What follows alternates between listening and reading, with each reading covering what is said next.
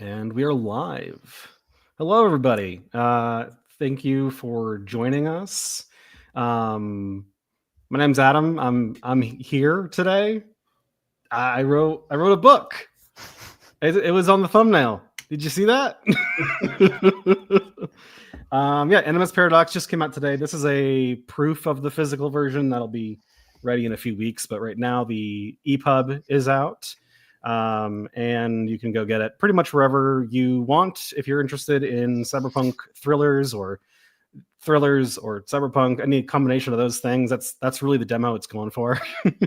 It is, I will just kind of get this out of the way at the beginning. It is book 2 of a series, but all of the books in the series are kind of standalone, so you can read them in any order. This has some references to the first book, but it's not like critical. But enough about me. Screw me, honestly. Like, let's shut about everybody else is here. Why don't we start with AJ? Who are you? I am AJ Calvin. I write mostly fantasy, but I do have a sci-fi book coming out later this year, Wraith and the Revolution, which I'm really excited about. I'm very excited about too. Let's see. Most people know me for Exile. That's the popular series I have. Dragons and stuff. People like their dragons. Is it popular because dragons, or popular because of, did it come out before or after Relics of War? It came out after. Okay, so I don't know it if is it's dragons. just like I'm slowly getting a better following, or if it's the dragons. I don't know. I just assumed it was the dragons. Yeah, that's a good safe assumption. Bill, you want to introduce yourself? I'm Bill Adams. I am a multi-genre, multi-age level author. I have a couple of books, but the biggest one I have, well, not the biggest because the other one's bigger in size, but the more well-known one is The Tenacious Tale of Tanna, the Tendersword, which is a finalist in the SPIFBO competition, the first ever middle grade to make it to the finals. And then I got dark sci-fantasy, which is also right behind me. That is not a finalist in the SPIFBO competition, but that's okay. It's a finalist in our hearts. Yeah, it's a finalist in somebody's hearts, that's for sure. Nina, you want to introduce yourself?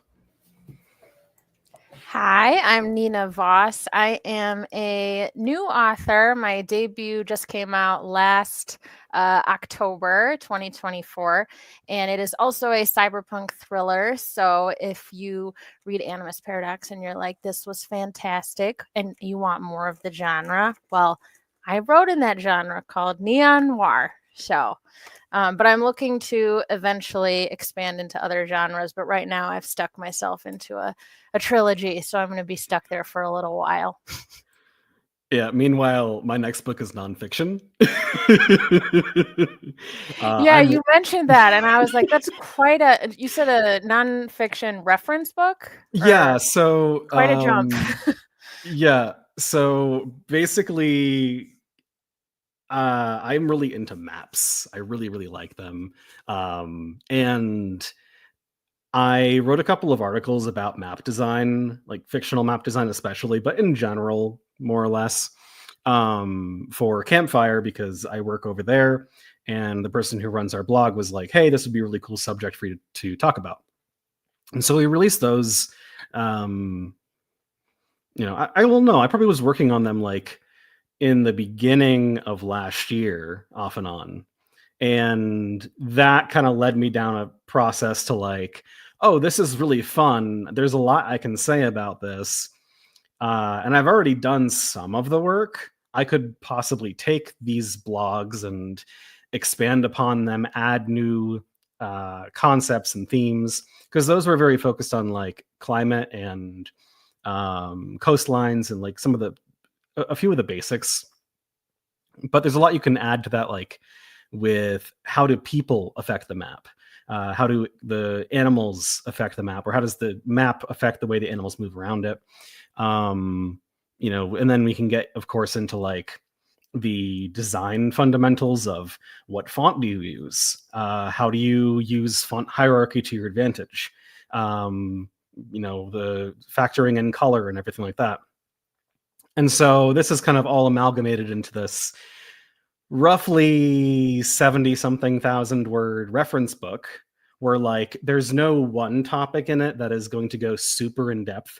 But it should have all of the components for you to like get your feet wet and come in and learn some stuff and be able to improve your world building if you're not making a map, or if you are making a map, you've got a bunch of tools for that as well. So yeah, a big shift, but it's been super fun. And then after that, I'll shift again back into fiction. I do have some ideas for the series that Animus Paradox is a part of. I do not know quite when I'm going to get to them, but I'm hoping. I mean, these I think are going to continue to be smaller books, so I think I'll be able to get to them. Start tinkering with it in the next couple months, and we'll see what happens. But right now, I'm in the trenches, just like listening to audiobooks and making map illustrations to accompany the descriptions in the book and all that kind of stuff. Yeah, so we got completely off topic 3 minutes into the live stream. It's going great. Sorry. Real quick before we get off topic again, Tim, I see you in the chat. Hello, thank you for joining us. If anybody has questions about Animus Paradox, the book that I just released, Cyberpunk thriller, not a map design book. We're not talking about that today, probably. Who knows? Feel free to let me know. We'll answer those as they come up, and otherwise, we're just going to keep chatting. Yeah, that's pretty much it. Oh man. I was telling AJ before we got live here, and the two of you had joined. Like it's been so like I did this once before. I'm new to self-publishing. I published a book like 8 years ago or something, and then kind of fell off the grid. And I was never like really on it too much to begin with. I was not part of a community like FanFiAddict or anything like that. I was barely on social media even, which made it harder. And I was telling AJ, like, I'm still getting used to all of the little tiny things that come up on a launch day, like responding to people who are asking questions, who are posting reviews, and just trying to keep up with like who is doing what at different times. And there was one person who reached out and was like, hey, I found some minor typos in the manuscript, and it's like, all right, so now I have to go through and make sure those are all good. And I think like 95% of them were, and there was like the ones that were left were like, I used brackets in the story to designate like a foreign language being translated into English. And there was like one spot where there was no end bracket, and it's like, I mean, I guess I'll fix that, which leads you down a rabbit hole. You're gonna find them like a year later. You're still gonna find. Oh, when I find it a year later, it's in there. Like we're not fixing that anymore.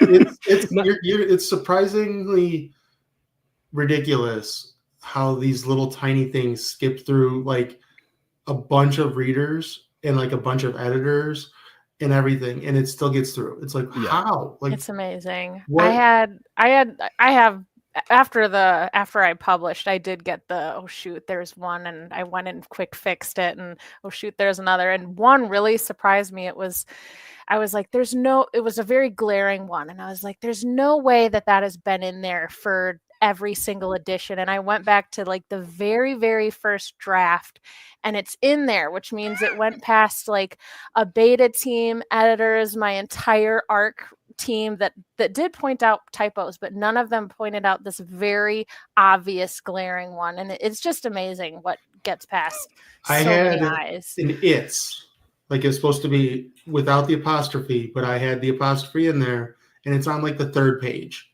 and it got through so many people. And then of course an ESL person was the one to find it, like not as like native English speakers that have read it and found all these other errors for me. It's an ESL person found. I'm like, that's and it's on page 3. This is embarrassing. Like, nobody's gonna want to read this 600-page book when I can't even get page 3. Like, right. Yeah, I mean, for Animus Paradox, I was never shocked when something came up because I wrote this pretty quickly. Like, I was working on it during the publishing process of my short story collection. So that means I probably was writing it in like the summer last year. And yeah, it all came together very quickly. Like, there was a plan, and the plan just kind of worked. And then I sent it to editors, and they were like, "Yeah, that works." It was a very, like, I felt severe imposter syndrome because I was like, "There's no way, like, somebody else has to look at this," and I did send it to somebody else. But with the short story collection, Digital Extremities, which is part of the series Animus Paradox is in, but it operates kind of on its own. It is like, they are standalone books, but you're gonna see similar things between the two of them. They're set in the same world, so. But there were stories in that collection that I'd been working on off and on for like 4 years, and final draft, I'm working with an editor, and she's like, pointing out these really minor little things that are still in there for some reason. Just like, yeah, you're absolutely right, Bill. Like, there's always going to be something. Never ends. Yep. My favorite typo that nobody caught, my very first book when I published it, I had taken my author bio, and it had originally been written in first person, and I switched it to third, but I didn't quite get some of it. And there was a line in there that said, "She lives with my husband." And nobody caught it for like 8 months. And then I saw it when I was going, I was like, "Oh my God." Well, it just goes to show My nobody husband reads still author teases bios, me right? about that. That's incredible. Oh my goodness.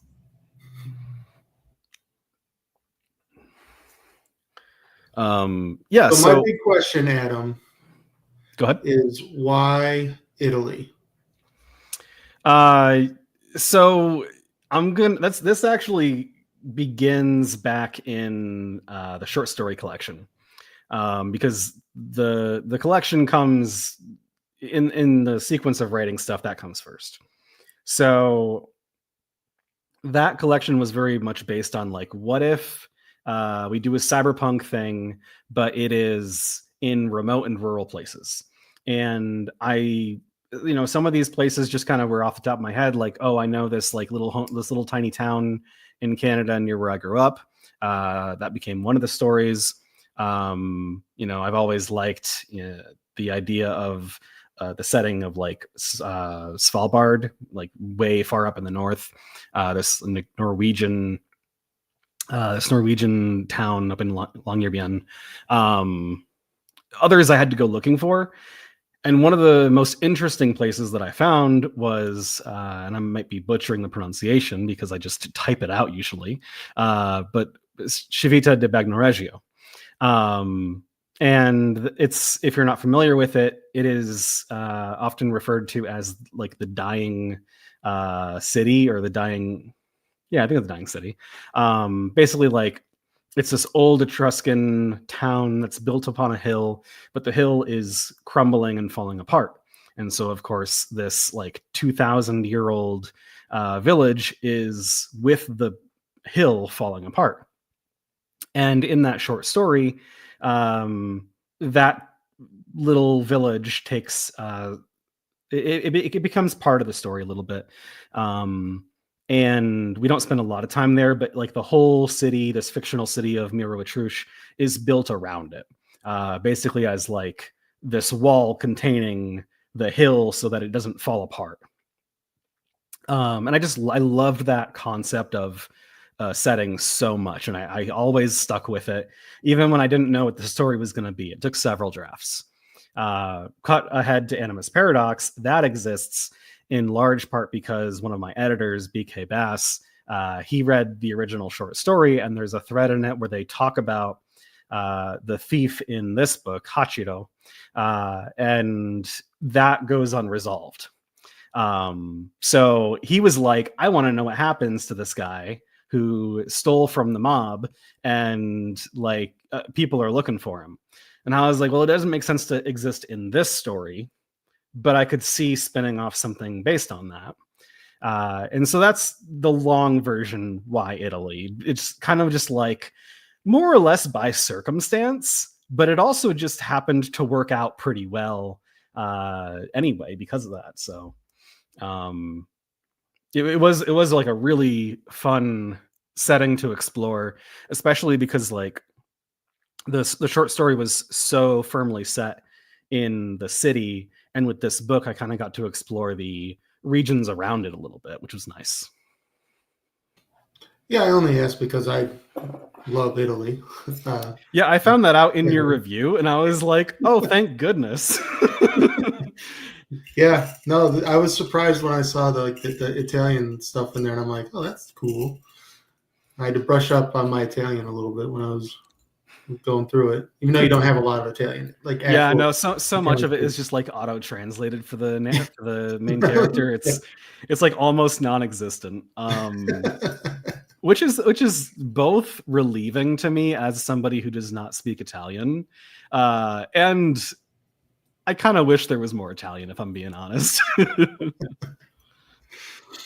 a cool little aside, because normally when you read Cyberpunk, you think you get these big cities, like huge cities. You don't get the, I don't know, like the little cafe, at the street where they go for the sandwiches. I was like, that was a little bit different. I enjoyed that part. So it was nice to see the slice of life almost.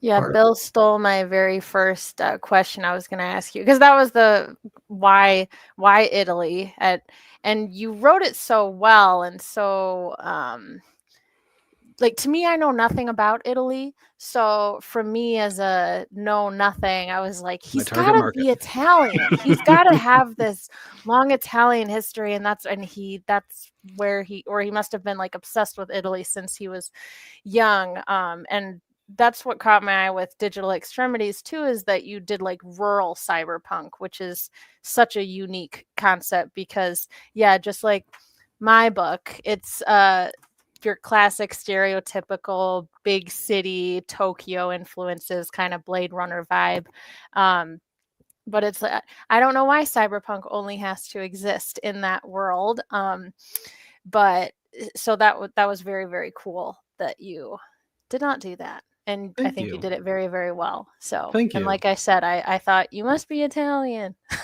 So no, sometimes I talk with my hands, but that's as close as we get.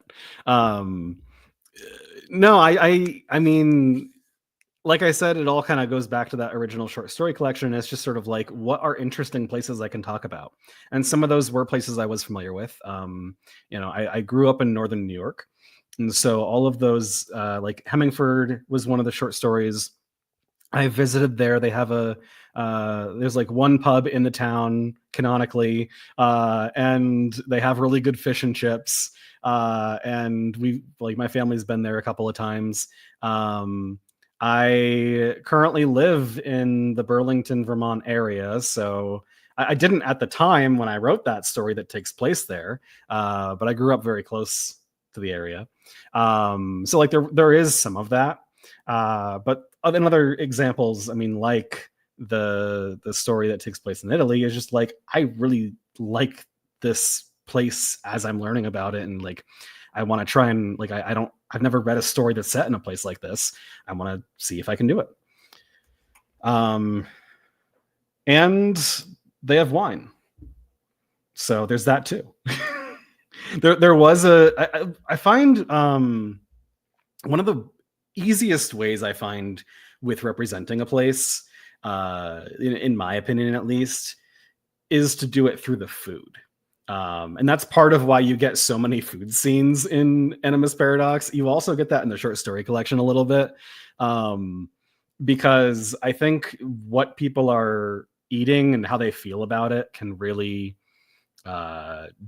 pull a lot of weight in terms of like, what is the culture, what are the inspirations behind it, what is like even the economy look like, what is the individual's personal finances look like. I mean, there's a big difference between, you know, somebody sitting down and having like a homemade meal with like steaks or you know, like freshly made pasta or whatever, versus like, we have this tofu that we're going to try and make taste good, or we have this like warm up meal of some kind. And, you know, somebody in the chat's talking about wine. I mean, that was a big part of it too, is like, not only give the Italians some wine, but also let's do a little bit of research and figure out like what kinds of wines grow or are made nearby. You know, it only takes a couple of seconds to just like do a little bit of research and be like, oh yeah, this province is really well known for its winemaking, and so we can sort of weave that in a little bit. So yeah, that's my little secret. That's why we talk about. I think it's a good point though, Adam, and a lot of authors shy away from those moments. And I made that joke in my review about that your character's actually taking showers. Like normally that's a normal thing that we don't normally show, and especially when you're thinking cyberpunk or noir, especially, you think gritty, dirty, grimy, like seedy underbelly. You don't really think about that type of stuff. So I thought that was kind of nice because one, it's Italy, and Italy, like, I don't know if you've ever been there, but Italians, like, they'll just like, they're very slow moving. They walk really slow. They take their time. You know, they're at the shops getting their stuff. So I enjoyed those little moments because it, like you said, does illustrate the culture. It does illustrate where they're at. So I like that part of I like that type of stuff. And I know we don't do it a lot, but then there's like people like Germ that always gets, you know, shit for how much he writes food in Game of Thrones. But it's just like, well, you know, this is important stuff. A lot of stuff happens over meals. Exactly. Like, I think, you know, important stuff happens when people are gathered together and talking, and a meal is a opportune place to have that happen.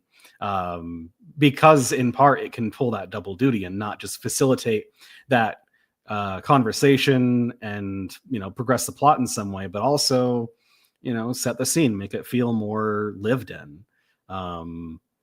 I mean, also there were times when, like, you know, the whole story for the most part is in the point of view of David, who is a former US military guy, and he has a certain set of skills that are very valuable, but there are times when those skills are just not needed. Very early in the book, his wife, Math, has to go and like try to get access to some information using her computer, and he doesn't really have anything to do.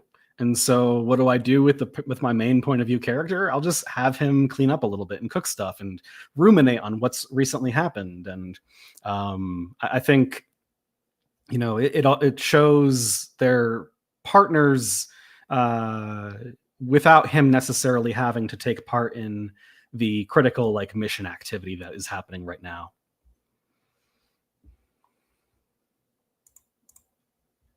So I have a question related to your digital extremities story. Yeah, sure. Go. Are you gonna expand any on the one that was set in like Scandinavia with the sea monster thing? I have a thing for sea monsters, so I need to know. At the moment, I don't have any plans to do so. I will say I do have some plans for more stories in this setting. I don't believe either of them are direct like sequels like this one kind of is. Like, Animus Paradox picks up sequentially right after the final story in Digital Extremities. I don't expect to do that with any of the others at the moment. That could always change, but there are a few other things that I'm interested in trying out. they will have references back to Animus Paradox and other stories, but again, they will all be individually standalone, I think. That's the goal, because I've already started a series of standalone books now. If I have like one that is not that, that's going to be really confusing. But yeah, I mean, it's nice, I guess, having a collection of short stories that I can pull from, because if I ever do want to, you know, continue beyond those other two that I have ideas for, I've got, you know, 7 other stories that are resolved, but I'm sure I could pull from them in some ways. Something to think about. So do you think, it's just a question in general, because I have no idea with short stories, because I don't know how to do short stories. But do you think that's a harder sell in self-pub? In some ways, yes. I think a lot of people, when they decide to pick up a book, they want one story, something that they can sink their teeth into. I find there are not a lot of people who are vocally excited about a short story collection. Maybe like about one they read and really enjoyed or something, but there's not the same kind of like, you know, if somebody's saying, I'm looking for a new read, they generally don't mean a short story collection. That said, there are some advantages, like short story collections are usually a little bit shorter. And so if I have a TBR, you know, that is already very backed up, as I do back there, or mirror, you know, it's easier to work in a short story collection. It's easier to make that call and be like, you know, I've got all this other stuff that I want to read, but you know, this book's only 240 pages, so why not? And you can also rationalize it like, oh, I'll just read it like one story at a time as I feel like it, and like you don't have to feel bad about only reading, you know, 15 pages or something, because that's what the story was. So I think there are advantages to it in that sense, and just the fact that it's different and therefore stands out in some way. But I also think people aren't necessarily looking for it, which makes convincing them to try it in the first place a little tough. Although isn't that the case with every book?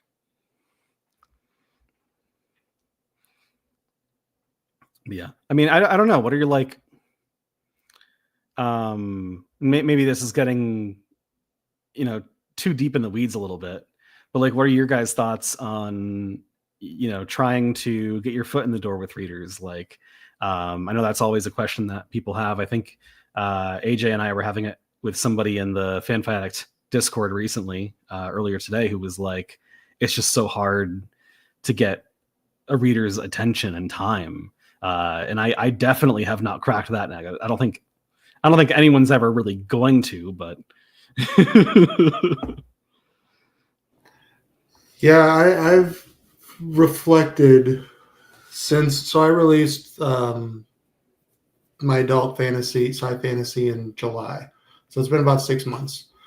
I thought I had an understanding, like, because I spent a whole year like reading nothing but indie before I released. I was waiting for my cover. The cover, Felix Ortiz is like the GOAT in my opinion. Absolutely. So waiting for him. And it allowed me to read nothing but indie. And I read, you know, 40 some books in 2023 and then like 50 some books last year. So I thought I had my finger on the pulse. I do not have my finger on the pulse. I don't know. I just published my 10th book in November and I'm still figuring things out. It doesn't, none of it makes sense. Tim is funny in the chat. Keys to have dinosaurs. Yep. Yeah. I don't know. Like it's just a weird phenomena, this indie space. And it's like, we all, like a bunch of us all joke in different Discords and stuff, but it's just like, there's a bubble and I don't know how to get out of that bubble. Unless you're writing romantasy really well, the bubble is kind of hard to break out of for most of us. Yeah, and I think like, oh, sorry, go ahead, Nina. Oh, no worries. Yeah, it's kind of because everybody, I know there's some psychological term for it, but just how much attention we have, but how much information and interesting things are thrown at us throughout the day. Like cognitive overload. Yes, yeah. So, and I think of our TBRs and what books capture our interest, and oh, that looks amazing, and how long have I had certain books on my TBR for years, even though it hits every checkbox of what I would be interested in. And I thought, like, you know, I had several months of just kind of building up a small social media presence, getting ready to promote this book. I was kind of going hard into my niche of like cyberpunk sci-fi and badass female characters. And I was like, okay, I think this is a good handle.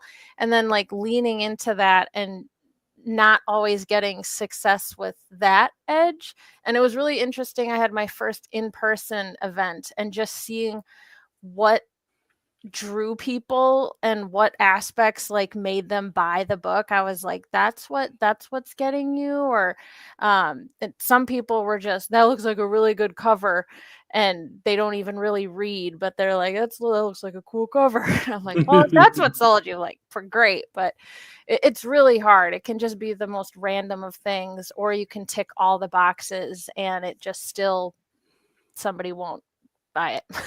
Yeah, you have to do everything right and then also be in the right place at the right time. I was actually at an in-person event in December. So this was when just Digital Extremities had come out. And I went down, brought a couple copies of the book. I had very low expectations. It's a tiny little bookstore in Barrie, Vermont. Not the smallest city in Vermont, but it is a city in Vermont. So I think it's like 20,000 people, with another small city very close by. And like, you know, it should have had traffic is what I'm saying. The thing is, it did not. Despite the holiday season, despite it being a weekend when people were off, I think like 5 people showed up to that store, and they were all either people looking for books for like their young grandchildren, which my book does not work for, or people who there was somebody like, you know, looking for a gift for their parent or someone they didn't personally read, and their parent like only liked romance or something. And it was like, I was there for a couple hours, and I had some good conversations with the owners. I got to know them a little better, and it was fun to hang out a little bit, but yeah, nothing happened. I'm almost like I'm thinking like at this point, like, I'm not sure local events work. At least not here. It's hard. And there's having those conversations, I found, like, because it's one thing to even get people to like come up to you and look at what you have, right? And then when you know what they're interested in, they're like, is there romance, or does it have, or I had one guy and he was like, so I really like sci-fi, and I like, you know, when there's not a lot of romance. And I was like, okay, I got you. And then he was like, but I really don't like all the new technology stuff. Like, it just overloads my brain. Does this have a lot of that? And I was like, oh, my futuristic cyberpunk novel. A little bit, brother. But it's so hard because you want to sell it, but we're not sleazy salesmen, you know, we're gonna be honest. And yeah, so that's always hard too. But when they ask the question that you know is important to them, I always find the romance one really hard. Like, is there a big romance in it? And I have to say no, and then I to just watch them like, oh well, and then walk away, and I'm like, ah, darn. So it's tough. Just make the second book slutty as hell. Just pull a 180. Just wait for book 2 and everything will be there. It's a slow burn, I promise. Oh my goodness. Yeah, no, it's tough. I'm very interested in like dedicated like SFFH events, like cons like Cons can be a lot of fun. yeah, I'm thinking like Dragonsteel, DragonCon, WorldCon, like those kinds of events I'm still very interested in. But yeah, I think like the local events, at least here, with the smaller populations and myself having such like a small selection of things to offer, I'm probably going to pull back on those. I think your stuff would do really well at a con. I mean, just the covers themselves, I think, are perfect. I like for that type of clientele. That's not the right word. I hate it when you're Audience? like, we're writers, audience, right? Yeah. When you're a writer and it's like the word is right there. Well, we get to edit is the thing.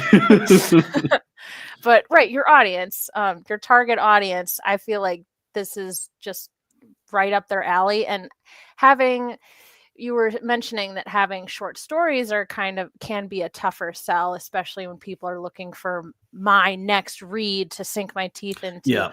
At cons, that's perfect because people are there to buy a bunch of different stuff and they're like, well, what do I have time for? And they've often already bought like 10 books and it's do I really have time or money for this another book? And to have a short story collection with all of your vibes and everything that comes with your stuff is just perfect for that kind of audience. So yeah, I think you do really well at a con.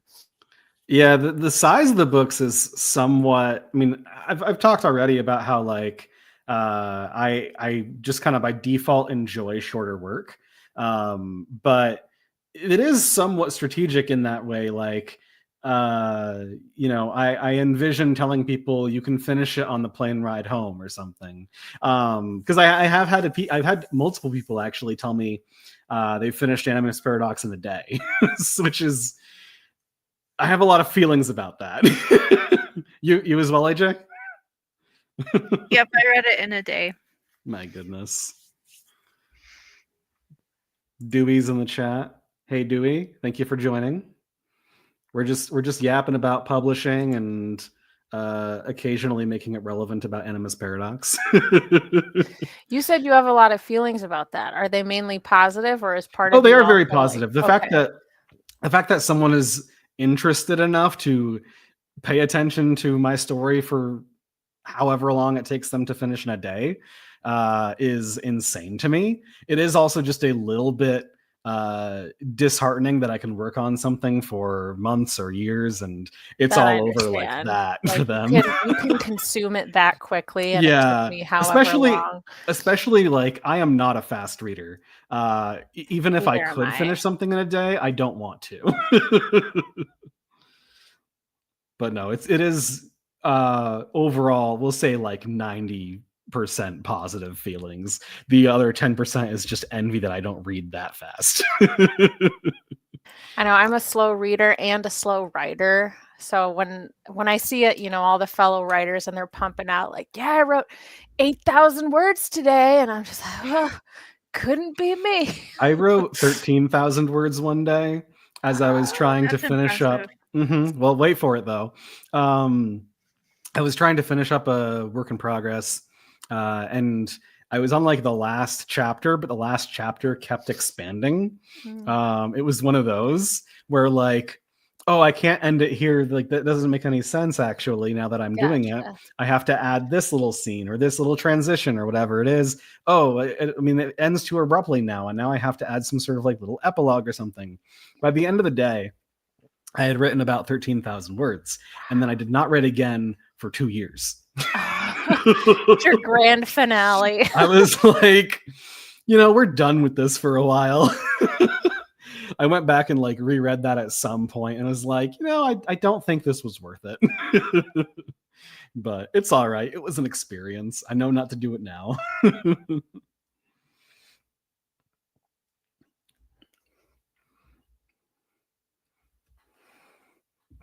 For anyone just joining us, because I assume a few people have come in and out.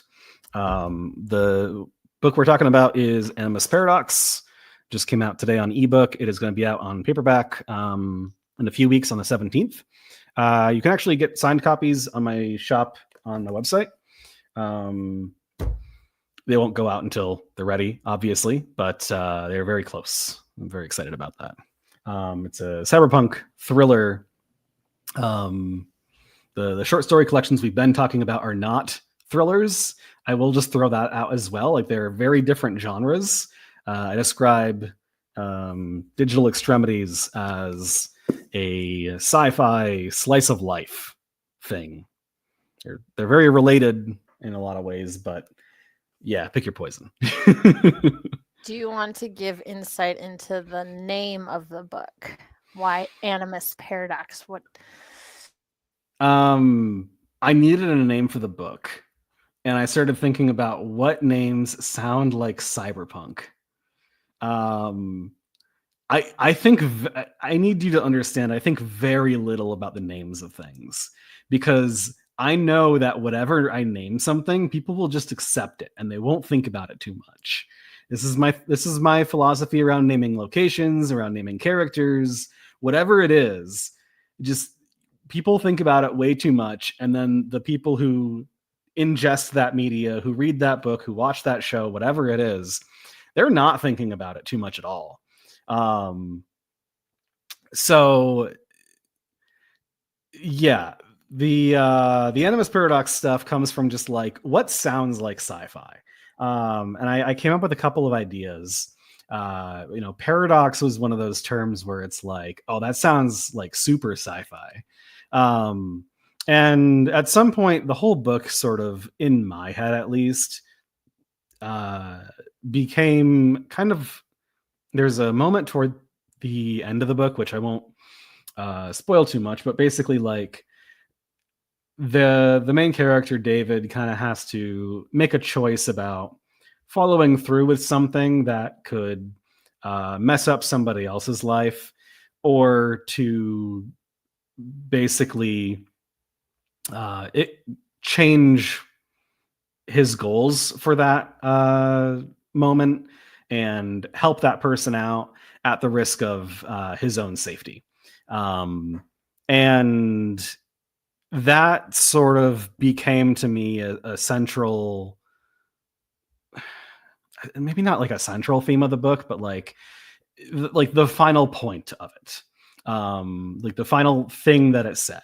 And we broke out of the thesaurus. This is why I get editors. So yeah, we just broke out of the thesaurus, and I started thinking about like, how do I make this cycle of like breaking a cycle of violence and revenge and all these sort of things. How do we make that a sci-fi title? Animus Paradox was one of the ones I came up with. I floated it by a couple of people who wrote sci-fi, and that was one of the ones they liked best. And then I floated it by some people who didn't write sci-fi, because I was curious of if their opinion was different, and it was. But that was still one of their favorites, and so we went with that. It's a great name. I love it. Thank you. Yeah, a lot of my names are just like the temporary name that I never found a better idea for. I'm gonna be honest. Like Animus Paradox That's how was a lot probably of my stuff is. yeah. Animus Paradox was like the one that I felt like I named, but like Digital Extremities, that was the like just the working title. And then I just and it was the working title because some part of the inspiration for that series was a podcast called Extremities, which was all about like really remote places.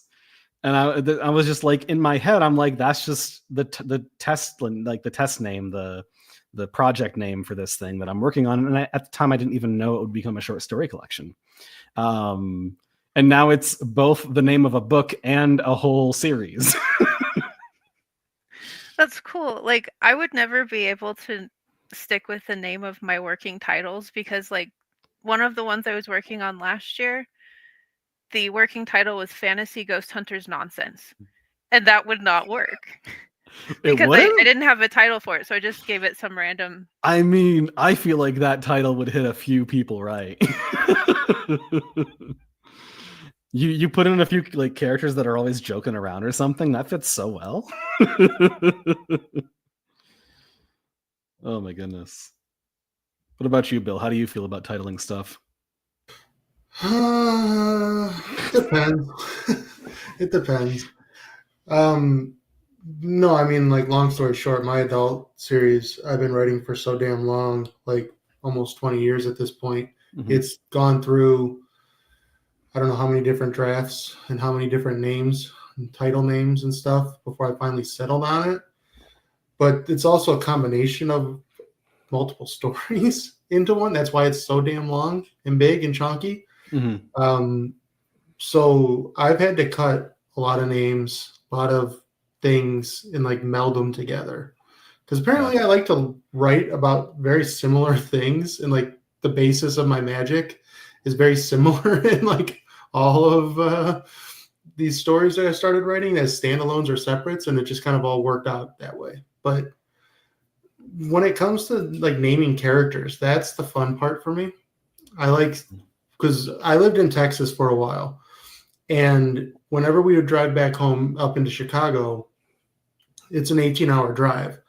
I love seeing those weird names of like little towns, like the weird names of towns.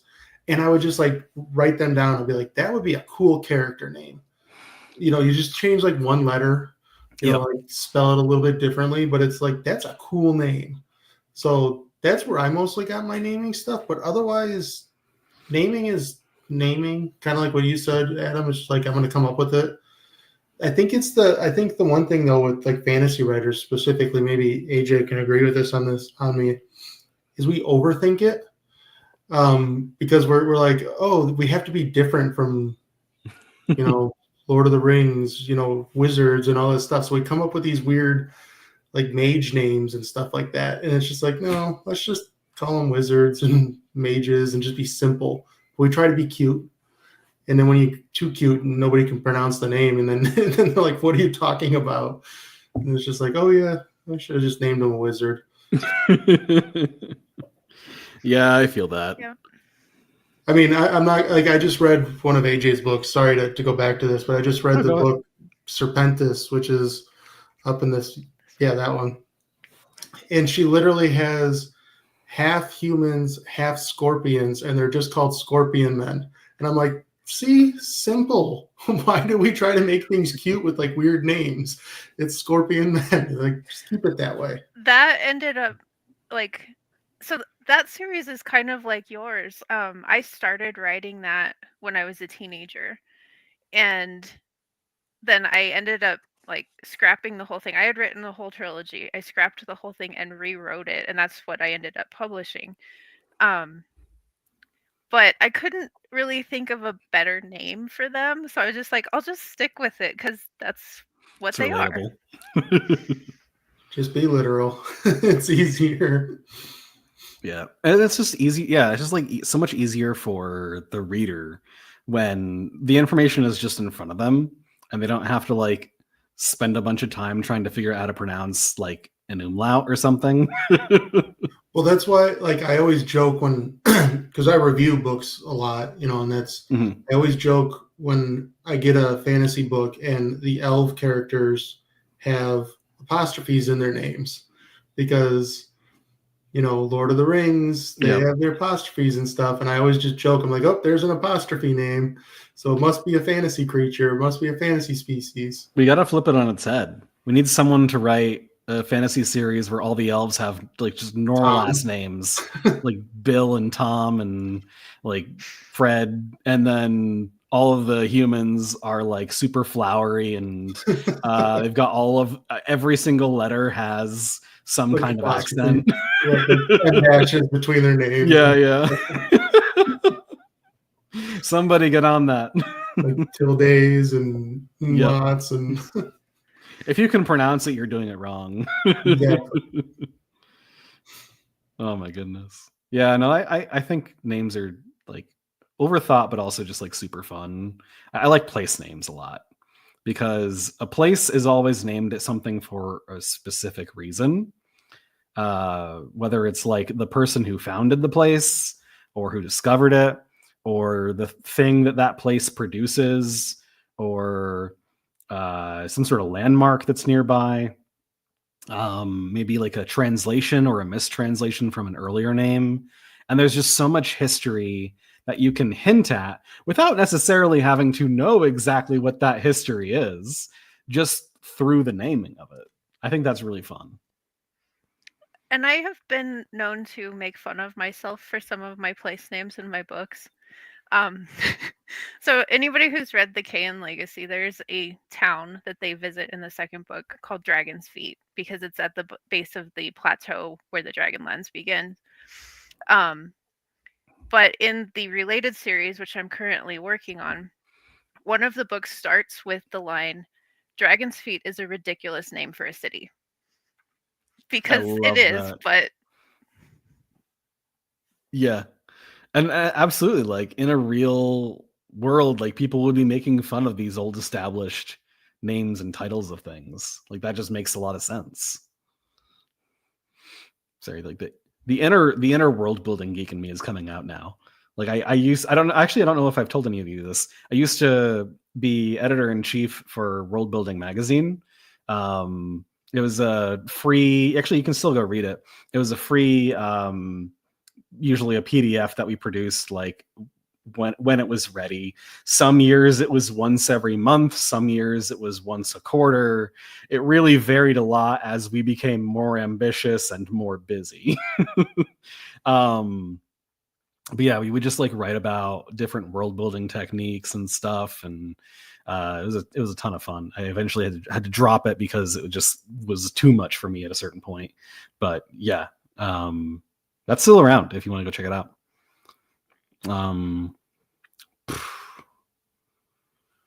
World building is like one of my favorite things, which is probably why I write fantasy and sci-fi. Yeah, absolutely. I'm excited to go back to fantasy at some point. It's going to be a while. Like I'm talking about it partly because I want people to expect that from me, because I'm not just always going to write cyberpunks like on the verge of civilization or something.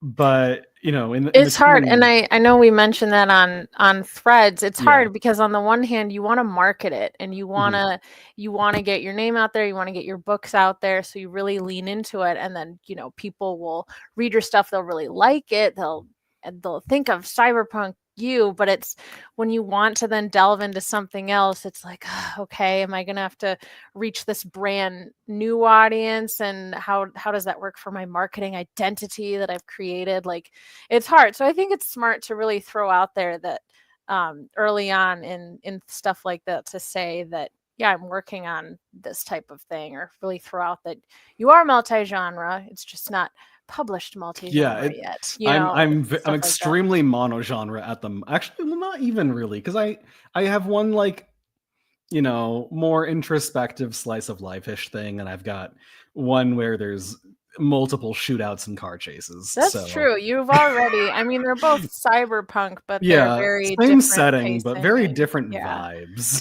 Yeah. Again, like we come back to the concept of like, maybe I'll show up at a few cons at some point soon. Fingers crossed if we can make that work. That's partially intentional, is like, hey, if you don't like this thing, I have this other thing for you.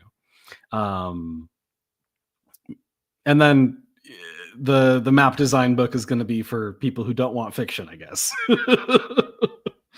I genuinely have no idea what to expect from that one, but like I have been quietly working with some other authors and cartographers, kind of getting it ready, getting their thoughts into it as well. So it's just not me ranting at people.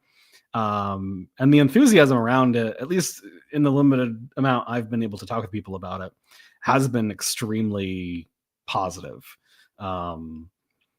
There are books about map design right now, but I think a lot of them are how to draw, not here's how you need to think about your tectonic plates.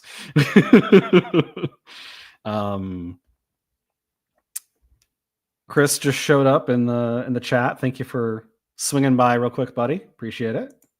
We're just chilling. We're just having a good time talking about publishing and the books that are not releasing today, but in like years maybe. So because, slice of life and then jumping into basically a techno thriller, what would you say was your hardest piece of writing that? Do you enjoy write? Because to me, I struggle with writing action scenes. That's like not my forte. So when I had those parts in my book, I really struggled, and it would take days to write one scene coherently, and I'm overthinking things and the words are not coming easily. But for you, it seemed to really come easily, but you also wrote a more slower paced slice of life. Do you find that both kind of come easy to you, or was certain parts more difficult? Or I mean, I think it depends on what story we're talking about. I feel like the things that come easier to me are the beats that I need to hit. And so in some stories that is the action, and some stories that is the quiet reveal that something was wrong the whole time, or whatever the case may be. I think the things I take longer on is how to connect those dots. Like if I know the story is going to be going from point A to point B, what is the line that connects them? And there could be a lot of different options, and I might have to explore those. And kind of even before all that, the hardest part starting the whole series with the first story that became, what would become the first story in Digital Extremities, which sort of paved the way to all the rest of it. I didn't know what the world was. And the biggest way that I figure out what that is by writing about it and failing and then trying again until the vibes are right. Which is difficult because there's not like a metric for success, it's just sort of like, when does this feel the way that I want it to feel?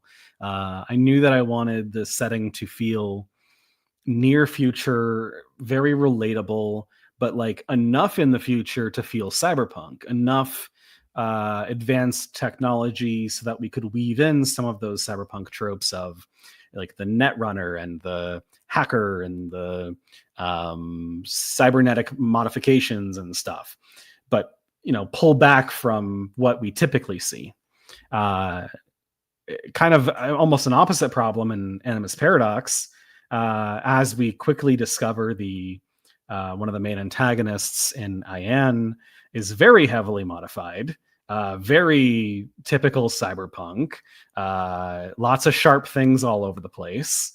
That I, at different points, was like, I need to make this more cyberpunk. I need to make this more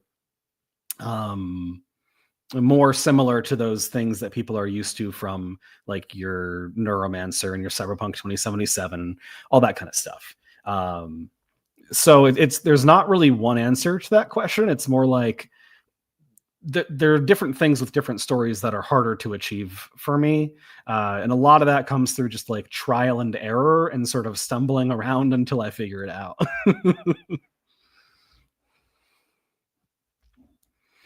Which is maybe not the best way to do it, but I haven't figured out a better way.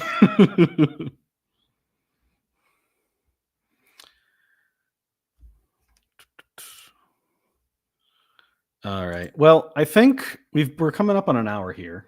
I think we can probably start wrapping it up. Do we want to all? Why don't we say what we wrote, pitch it to the people again, let them see your books. It's not just me here. All of you are awesome writers as well. I'll start so they forget me, because they'll remember psychologically the last person who goes. So whoever wants to take that. can fight for it. I wrote Animus Paradox. It's out today on ebook. Get it wherever you want to go. Amazon, Kindle, Kobo, whatever you want to do. Paperbacks coming soon. Paperbacks are available on my shop, on my website. You can get them signed there. Is the only place you can get them signed, I think, right now. That's it. That's what I'm here for. Thank you for coming by. I really appreciate it. Quick question for you, Adam. I forgot to ask this. On the cover, is that meant to be David, the main character, or is okay? That is David. Very nice. David DeCampo. He's a man. He's a little angry. He's not having a good day. Wouldn't be a cyberpunk book if he was happy. It's true. So true.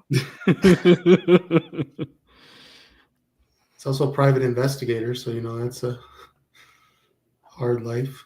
Yeah. All right. Well, if no one's going to jump at the opportunity, we'll go in reverse order, I guess. Nina, you want to show people your book?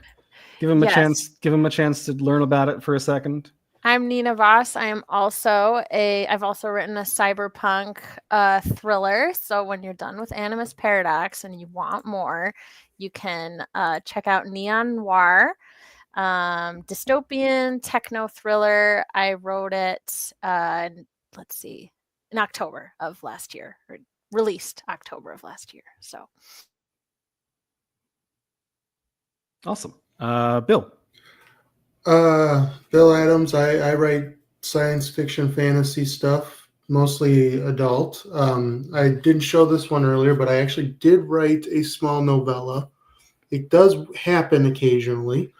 It was actually my first attempt, called Unlucky Evens or Cursed Odds, at a short story that I ended up fleshing out into a novella. It's a dystopian sci-fi. That's how you write novellas. You just write a short story. Yep. I wrote a short story and I pubbed it with Joe Byrne's Grimdwarf magazine, which he did. It was an online magazine, which was pretty cool. Nice. And then I was very burnt out. You're going to learn this, Adam. Post-release blues are a big thing. I'm just vibing, making maps right now, man. It's all good. You're doing good. You're already doing good there. I was in the doldrums, so I decided to write something completely different. Mm-hmm. And, Nina mentioned it earlier. I like to have the multiple points of entry. So I don't want to be known as just a fantasy author. I do have some sci-fi stories in my head that I'm going to eventually get to. So it will happen, hopefully sooner rather than later. Awesome. But thank you for having me. This was fun. And I did love your story. Thank you. I like cyberpunk, and I like noir stories with like the down on their luck procedural police officer. So I enjoyed that part with David. And I did like the sword fight scene. I did like that scene. Just joking because I put it in my review. Oh yeah. It was awesome. A good scene. It was a good scene. Awesome. Thank you. I appreciate it. I guess that leaves me, huh? Yeah.